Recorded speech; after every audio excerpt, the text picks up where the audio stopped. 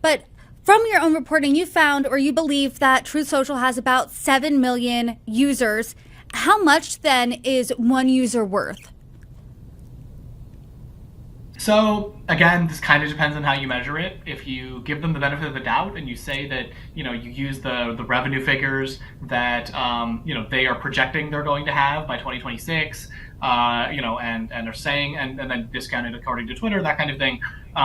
We'd be looking at something like $12 or $13 a user. If you actually look at their actual revenues from last year, we're looking at something closer to like 50 cents a user. We're not. These are not enormous values. Compare that to Twitter X. They have a value of over $20 a user.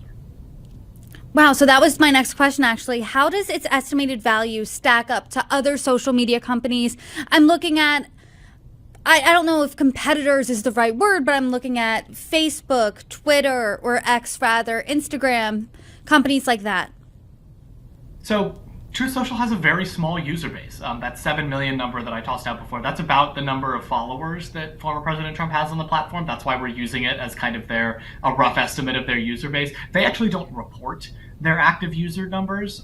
They're not legally required to or anything, but they say in their SEC disclosures that they don't even measure that, which is an interesting approach for a social media company, but they say they're taking a different approach.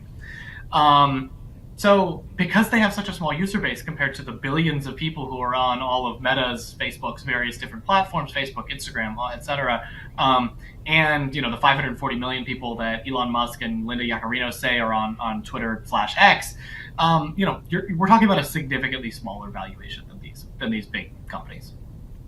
Kyle, per usual, thank you so much for your reporting. Of course, always happy to be here, Brittany.